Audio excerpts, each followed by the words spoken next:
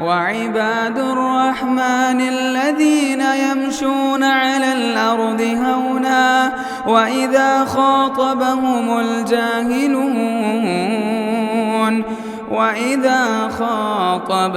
الجاهلون قالوا سلاما.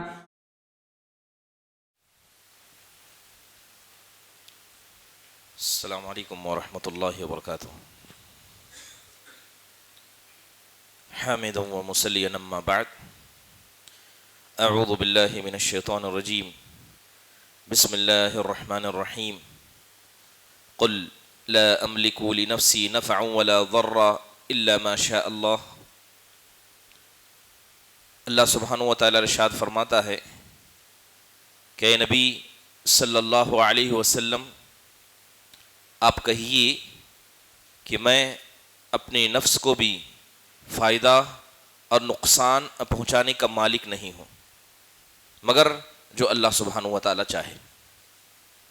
یہ بات گزشتہ درس سے آپ کے سامنے رکھی جا رہی ہے کہ شرک جو اکبر اور اصغر میں تقسیم کیا جاتا ہے، شرک اکبر ہے کیا، اور ربوبیت میں شرک اکبر اور اس کے مظاہر کیا ہو سکتے ہیں، اس کے حوالے سے مختصر گفتگو آپ کے سامنے رکھی گئی تھی. شرک اکبر جو ربوبیت میں ہوتا ہے اس کا دوسرا حصہ یہ ہے کہ الوہیت میں بھی شرک اکبر ہوتا ہے. اب الوہیت میں شرک اکبر کہتے کسے ہیں؟ علماء نے اس کی تعریف کرتے ہوئے کہا کہ انسان اللہ کی عبادت میں کسی غیر کو شامل کرے، اگرچہ وہ یہ مانتا ہے کہ اللہ کی ذات میں اس جیسا کوئی نہیں، اگرچہ وہ عقیدہ رکھتا ہے کہ اس کے صفات اور اس کے افعال میں کوئی نہیں. صرف انسان کا ماننا اور عبادت میں شریک کرنا، یہ دو چیزیں ایسی ہیں جو متضاد نظر آتی ہیں. اور بات اگر الوہیت میں شرک اکبر کی کہیں تو سب سے زیادہ دنیا میں جو شرک پھیلا ہے وہ اسی نوع کا ہے، اسی قسم کا ہے. اور اللہ تعالیٰ نے جتنے نبیوں کو جس قوم کی طرف بھی بھیجا سب سے پہلے اسی شرک سے لڑنے کے لیے بھیجا. محترم حاضرین، یہ شرک اتنا خطرناک ہے کہ انسان اسے درست سمجھتا ہے. ہر آدمی جو شرک اکبر الوہیت میں کرتا ہے وہ اس بات کا عقیدہ رکھتا ہے کہ اللہ کے علاوہ کوئی معبود برحق نہیں. وہ عقیدہ رکھتا ہے کہ نفع و نقصان کے مالک اللہ کے علاوہ کوئی نہیں، دینے والا روکنے والا صرف اللہ ہے. اس کے بعد بھی وہ اس شرک کا انجام دیتا ہے. محترم حاضرین، اللہ کے نبی صلی اللہ علیہ وسلم نے اس کے حوالے سے کہا انا اغنی الشرکاء عن الشرک، کہ میں ان لوگوں کے شرک سے جو عبادت میں اللہ کے ساتھ کسی غیر کو شریک کرتے ہیں ان سے اور ان کے شرک سے اپنے آپ کو پرہیز اور دور پاتا ہوں.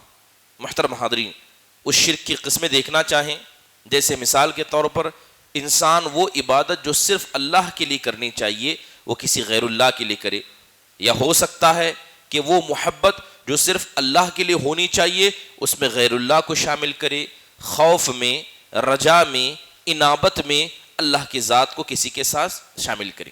اگر اس کی تفصیل دیکھنا چاہیں تو اس کی تقسیم میں علماء اکرام نے کہا کہ سب سے پہلے جو سب سے زیادہ شرک الوہیت میں ہوتا ہے وہ دعا کے باب سے آتا ہے، کیونکہ دعا یہ تمام عبادتوں کی اصل ہے.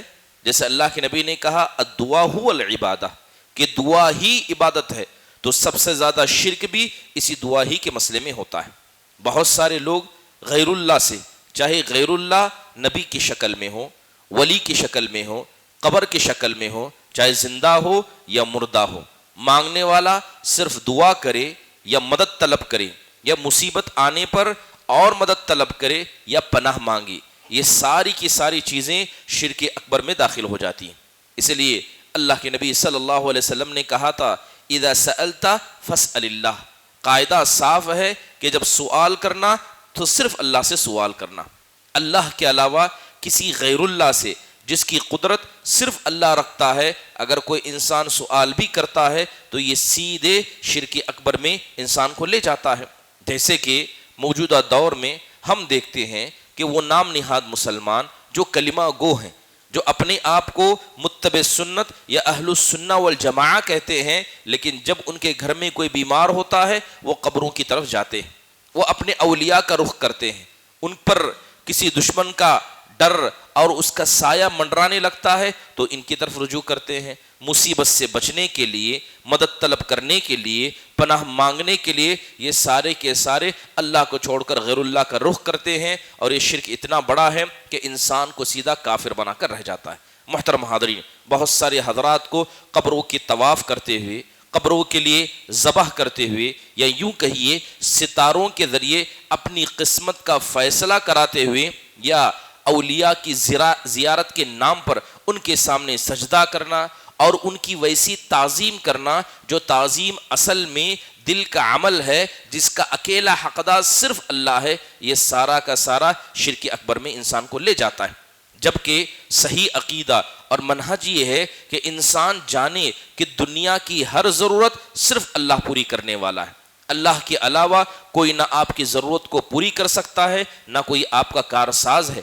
اللہ کہتا ہے امن یجیب المضطر اذا دعاہ، کہ بتاؤ تو صحیح کہ جب تم میں سے کوئی آدمی مصیبت میں ہو اور وہ اللہ کو پکارے تو اللہ کے علاوہ مصیبت سے تمہیں بچانے والا کون ہے؟ مشرکین مکہ جب سمندر میں پھنس جاتے اور مصیبت موت کو اپنے نگاہوں کے سامنے دیکھتے، دعوا اللہ مخلصین لہ الدین، اللہ ان کے بارے میں گواہی دیتا ہے کہ اس وقت وہ اللہ کو خالص جان کر اللہ سے دعائیں کیا کرتے۔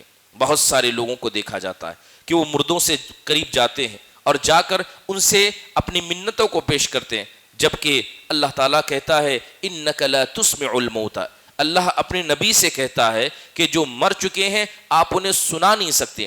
اس کے علاوہ بات نفع نقصان کی کریں، وہ نبی جن کی حمایت کی ذمہ داری اللہ لیتا ہے، وہ نبی جو اللہ تبارک و تعالیٰ کی جانب سے مدد کیے جاتے ہیں، وہ نبی بھی اتنے مجبور ہوتے ہیں کہ خود اپنے لیے نفع اور نقصان کا فائدہ نہیں طے کر سکتے۔ آپ اگر دیکھیں انبیاء کی سیرت، کیا انبیاء پریشان نہیں تھے؟ کیا انبیاء پر مصیبتیں نہیں آئیں؟ تصور کریں کہ نبی کریم صلی اللہ علیہ وسلم آخری نبی ہیں اور آپ قوموں کے پاس جا رہے ہیں۔ مکہ میں جب بہت سارے قبیلے آتے آپ ان کے پاس جاتے اور کہتے کیا تم میں سے کوئی میری حمایت کرنے والا ہے؟ کیا کوئی میرا سپورٹ کرنے والا ہے؟ یہ مکہ والے میری باتوں کو نہیں مانتے ہیں، اس قدر مجبور انبیاء ہوئے ہیں۔ اب اگر کوئی آدمی ولیوں کا سہارا لے کر یہ سمجھے کہ اولیاء ہماری ضرورت کو پورا کریں گے، ایسی ضرورتیں جس میں انبیاء بھی اللہ کے محتاج تھے، تو یقیناً اس سے بڑھ کر عقیدے کا بگاڑ کچھ نہیں ہو سکتا۔ ضروری ہے کہ ایسے لوگوں کو صحیح توحید کا مطلب سمجھایا جائے، بدعت سے روکا جائے، سنت کی اہمیت پر ابھارا جائے۔ محترم حاضرین، اس کے علاوہ الوہیت میں جو شرک اکبر ہوتا ہے اس کا دوسرا بڑا راستہ شفاعت کا اور واسطے کا ہے۔ اکثر حضرات جو قبروں کی زیارت کرتے ہیں یا قبروں سے یا اولیاء سے مانگتے ہیں، وہ کہتے ہیں کہ ہم قبر والوں کو خدا نہیں مانتے بلکہ یہ نیک لوگ ہیں، ہم ان کے ذریعے، ان کی شفاعت میں، ان کے سائے میں رہ کر، یا یوں کہیے ان کے دامن کو پکڑ کر کیا ہے، ہم اللہ تعالیٰ کے قریبی ہونا چاہتے ہیں۔ آپ کو پتہ ہونا چاہیے کہ قرآن میں اسی شرک کے خلاف قرآن میں اللہ تعالیٰ نے گفتگو کی کہ واسطے کے ذریعے انسان کیا ہے، اللہ کی عبادت کرنا چاہے۔ جیسے کہ قرآن میں اللہ تعالیٰ کہتا ہے وَالَّذِينَ اتَّخَذُوا مِن دُونِهِ أَوْلِيَاءَ مَا نَعْبُدُهُمْ إِلَّا لِيُقَرِّبُونَ إِلَى اللَّهِ زُلْفَىٰ، کہ جن لوگوں نے اللہ کو چھوڑ کر دوسروں کا اپنا ولی بنایا، وہ کہتے ہیں کہ ہم ان کے قریب اس لیے ہیں، ہم ان کی عبادت اس لیے کرتے ہیں کیونکہ یہ اللہ تعالیٰ سے ہمیں قریب کر دیتے ہیں۔ یہ شرک تھا جو مشرکین مکہ کیا کرتے تھے۔ محترم حاضرین، دور حاضر میں بھی بہت ساری نبیوں کی قبروں کو مقدس سمجھا جاتا ہے، یا وہ لوگ جو آل بیت کے جھوٹے نعرے لگاتے ہیں، چاہے وہ حضرت حسین ہو یا ان کے اثنا عشریہ کے ائمہ ہو، یا یوں کہیے حضرت علی رضی اللہ عنہ کی قبر ہو، یا عمومی طور پر ہندوستان کے اندر بہت سارے لوگ خواجہ معین الدین چشتی ہو، نظام الدین اولیاء ہو، ایسی قبریں جو جگہ جگہ موجود ہیں، وہاں جا کر کیا ہے ان کی وہ تعظیم کرتے ہیں، جبکہ قبروں کی تعظیم اسلام کے اندر حرام ہے۔ آپ علیہ الصلوۃ والسلام نے اپنی زندگی میں جو آخری دعائیں کی ان میں سے ایک دعا آپ نے مانگتے ہوئے کہا تھا اللہم لا تجعل قبری عیدا، اے اللہ تو میری قبر کو عید نہ بنانا۔ عید کو عید اس لیے کہتے ہیں کہ عید ہر سال آتی ہے، آپ کہنا چاہ رہے تھے کہ میری قبر پر کوئی بار بار نہ آئے۔ یقیناً قبروں پر جانا اور ان کی تعظیم کرنا اور مشائخ کی عبادت کرنا، یہ ساری چیزیں وسیلے کے نام پر دور حاضر میں کی جاتی ہیں۔ بہت سارے لوگ ولیوں کا وسیلہ لیتے ہیں، بلکہ اللہ معاف فرمائے وہ نمازیں نہیں پڑھیں گے، انہیں زکوٰۃ سے مطلب نہیں، ان کا حلیہ اسلامی نہیں، لیکن ان کا کہنا یہ ہے کہ کسی ولی کا دامن پکڑ کر ہم کیا ہے جنت میں چلے جائیں گے۔ کوئی نبی صلی اللہ علیہ وسلم کے صدقے طفیل میں جنت مانگتا ہے۔ اگر یقین جانیے اگر جنت حاصل کرنا اتنا آسان ہوتا تو صحابہ اکرام اپنی جانوں کا نذرانہ اللہ کی راہ میں نہیں پیش کرتے، اپنے اہل خانہ کی، اپنے نفس کی، وقت کی، مال کی قربانی کبھی اللہ کی راہ میں نہیں دیتے۔ اسی لیے تو شیطان چاہتا ہے کہ انسان امید باندھے، چاہے وہ امید صحیح ہو وہ غلط ہو، جبکہ فیصلے امیدوں سے نہیں بلکہ قرآن و حدیث کے نصوص سے ہوتے ہیں۔ محترم حاضرین، بہت سارے لوگ قبروں کے پاس جا کر ذبح کرتے ہیں، جبکہ اللہ کے نبی نے ایسے لوگوں پر لعنت بھیجی۔ آپ نے کہا لعن اللہ من ذبح لغیر اللہ، کہ اللہ تعالیٰ ایسے بندے کو اپنی رحمت سے دور کر دے جو کسی غیر اللہ کے لیے ذبح کرتا ہے، مردوں سے وسیلہ مانگنا۔ محترم حاضرین، مشرکین مکہ کا بھی اللہ تعالیٰ نے رد کیا جو اس بات کا عقیدہ رکھا کرتے تھے۔ ایک اور شرک کا چور دروازہ کہیں یا عبادت میں کی جانے والی شرک اکبر کہیں کہ بہت سارے لوگ دل میں باتوں کا عقیدہ رکھتے ہیں لیکن جب عمل کرنے کی بات آئے تو اس سے دور ہو جاتے ہیں۔ مان لیجئے کہ ایک آدمی دل میں عقیدہ رکھتا ہے کہ ہاں دعا جو اصل عبادت ہے کسی ولی سے مانگی جا سکتی ہے، لیکن وہ مانگتا نہیں ہے۔ یہ صرف عقیدہ رکھنا بھی انسان کو کیا ہے ان لوگوں میں شامل کر دیتا ہے جو شرک اکبر کو انجام دیتے ہیں۔ آپ کو پتا ہونا چاہیے کہ نیت کا بھی شرک ہوتا ہے، انسان نیت کرے، نیت کے ذریعے بھی شرک ہوتا ہے۔ منافقین دیکھے، منافقین نے جو اصل میں اسلام کے خلاف غداری کی یا مسلمانوں کو اندر سے کھوکھلا کرنا چاہا، ان کا سب سے بڑا گناہ اسی نیت کا شرک تھا۔ وہ ظاہر کرتے تھے کہ مسلمان ہیں مگر اصل میں نیتوں کے اعتبار سے یہ کافر تھے، اللہ کی اور نبی کریم صلی اللہ علیہ وسلم کی ذات کے منکر تھے۔ محترم حاضرین، اللہ سے ڈرنا یہ عبادت ہے، ڈرنا عبادت ہے، لیکن جب انسان اللہ سے ڈرتا ہے تو اس کے ڈرنے میں تعظیم ہوتی ہے، وہ اللہ کے سامنے جھک جاتا ہے، اور ہر انسان کو اس طرح کا تعظیمی ڈر صرف اللہ کے ساتھ خاص رکھنا چاہیے۔ لیکن انسان کو بتایا دیا جائے کہ تمہارے گھر میں جن ہے اور وہ تم پر حاوی ہونا چاہتا ہے تو انسان جن سے ڈرنے لگ جائے، اتنا ڈرنے لگ جائے کہ دل سے اس کی تعظیم کرنے لگ جائے۔ ہر وہ ڈر جو دل کی تعظیم کو لے آتا ہے وہ سیدھے انسان کو شرک اکبر کی طرف لے جاتا ہے۔ ایک ڈر وہ جو انسان کے دل میں فطری ہوتا ہے، مثال کے طور پر دشمن کا ڈر، حیوانات کا ڈر، اگر انسان اس ڈر سے اپنے دل میں گھبراتا ہے تو یہ بالکل مباح عمل ہے۔ ایسا ڈر تو انبیاء کے پاس بھی تھا، جیسے حضرت موسیٰ علیہ السلام جب ان سے قتل ہوا تو حضرت موسیٰ ڈر گئے اور آپ مصر سے مدین کی طرف نکل گئے۔ حضرت ابراہیم کے گھر میں مہمان آئے تو حضرت ابراہیم نے کھانا پیش کیا، جب وہ نہیں کھائے تو اللہ کہتا ہے کہ حضرت ابراہیم ڈر گئے تھے، اللہ کے نبی پر پہلی وحی اتاری، آپ بھی ڈر گئے تھے۔ تو یہ فطرتی ڈر ہے، اس سے اسلام منع نہیں کرتا ہے، لیکن یہ ڈر جب تعظیم کو شامل ہو جائے تو یہ شرک اکبر میں لے جاتا ہے۔ محبت کا حقیقی حقدار صرف اللہ ہے، صرف اس کے رسول ہیں۔ ہر وہ محبت جس محبت میں تعظیم ہو، جس محبت میں انسان اپنے جسم کو جھکا دے، اپنے دل کو جھکا دے، یہی کیا ہے اللہ تعالیٰ کو پسند ہے۔ اللہ تعالیٰ مشرکین کے بارے میں کہتا ہے وَمِنَ النَّاسِ مَن يَتَّخِذُ مِن دُونِ اللَّهِ اندادا، کہ لوگوں میں تو کتنے ایسے ہیں جو اللہ کے ساتھ کسی غیر کو شریک کرتے ہیں، یحبونہم کحب اللہ، اور ان سے ایسی محبت کرتے ہیں جیسی محبت اللہ کے لیے ہونی چاہیے۔ ابھی جائیے جو لوگ قبروں کی عبادت کرتے ہیں ان کے ولی کو کچھ کہہ دیجئے، ہو سکتا ہے کہ اللہ کے مسئلے میں برا بلا کہہ دے تو انہیں غصہ نہ آئے، لیکن ولی پر زبان کو کسنا انہیں اتنی تکلیف پہنچاتا ہے کہ وہ مارنے مرنے پر اتر آتے ہیں۔ یقیناً یہ مردوں کے لیے محبت، قبروں کے لیے محبت جس میں انسان مرنے اور مارنے کے لیے تیار ہو جائے، یہی عین شرک ہے جسے اسلام نے حرام قرار دیا۔ محترم حاضرین، یقین جانیے کہ فطرتی طور پر انسان محبت کرتا ہے اپنی بیوی سے، اپنے اولاد سے، اپنے دوستوں سے، اپنے جسم سے. اسلام اسے منع نہیں کرتا، لیکن یہ محبت بھی جو فطری ہے اگر اللہ اور اس کے رسول کی محبت سے بڑھ جائے تو یہ محبت بھی خطرناک ہوتی ہے. لہذا آپ قرآن میں دیکھیں اللہ کہتا ہے قل ان کان آباؤکم و ابناؤکم، اے نبی صلی اللہ علیہ وسلم آپ ان سے کہہ دیجئے کہ اگر تمہارے باپ، تمہارے بیٹے، تمہارے بھائی، تمہاری بیویاں، تمہارا خاندان، تمہارے مال، تمہارے گھر یہ اللہ تعالیٰ سے اس کے راہ میں لڑنے سے تمہیں زیادہ پیارے ہونے لگے، بس اللہ کے عذاب کا تم انتظار کرو. محترم حاضرین، شرک اکبر جو الوہیت میں ہوتا ہے وہ امید کا ہوتا ہے کہ آپ کسی غیر اللہ سے امید باندھیں ایسی چیزوں کی جس کے مسئلے میں اللہ کے علاوہ کوئی طاقت نہیں رکھتا. مثال کے طور پر اولاد دینا، اولاد یہ صرف اللہ دیتا ہے. رزق دینا یہ صرف اللہ دیتا ہے.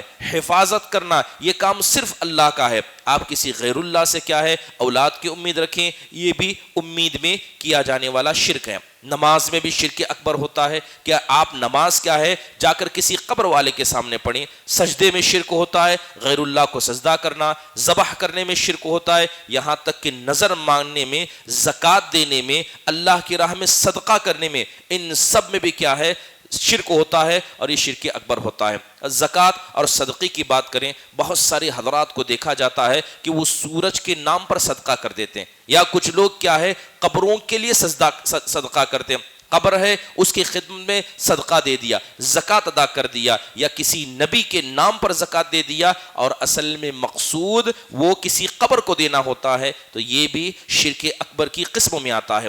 طواف یہ اللہ تبارک و تعالیٰ نے اپنے گھر کے ساتھ خاص کیا ہے. جائیں کسی قبر کا طواف کر لیں یا کسی مزار پر جا کر طواف کر لیں، یہ بھی شرک اکبر کے اندر آتا ہے. محترم حاضرین، شرک اکبر جو الوہیت میں ہوتا ہے اس کا ایک حصہ یہ ہے کہ جو اللہ تعالیٰ کا قانون ہے جسے اللہ نے ایمان والوں کے لیے یا انسانوں کے لیے بنایا ہے، ایک آدمی کھڑا ہو جائے اور اس کے خلاف بناوٹی قانون کو پرموٹ کریں. مثال کے طور پر ہندوستان، یہاں کے جو قانون ہیں جسے ڈیموکریٹک کہا جاتا ہے، ڈیموکراتیہ کہا جاتا ہے، ان کے زندگی جینے کا قانون ہے. ایک آدمی کھڑا ہو جائے اور کہے کہ ہندوستان میں مسلمانوں کو اللہ تعالیٰ کے مطابق نہیں بلکہ ہندوستانی حکومت کے اعتبار سے چلنا چاہیے، ان کا اٹھنا بیٹھنا عبادت سب کرنا ہوگا. اگر کوئی آدمی اس طرف دعوت دے تو یہ شرک اکبر ہے، کیونکہ کہیں نہ کہیں یہ اللہ تعالیٰ کی شریعت کو پیچھے ڈھکیلنے اور بناوٹی قانونوں کو اپنی زندگی میں نافذ کرنا ہے. ایسا ہی کام کمیونسٹ لوگ کرتے ہیں. اللہ تعالیٰ کہتا ہے یریدون ان یتحاکموا الی الطاغوت، ان لوگوں کا ارادہ یہ ہے کہ وہ طاغوت یعنی شیطان کو فیصلہ کرنے والے بنائیں. محترم حاضرین، اس کے اندر کچھ بنیادی باتیں یہ ہیں کہ اگر کوئی آدمی اسلام کے کسی فیصلے کو ناپسند کرتا ہے مسلمان مگر اپنی عورت کو برقع پہنانے کو پسند نہیں کرتا ہے مسلمان، لیکن جب بات میراث کی آئے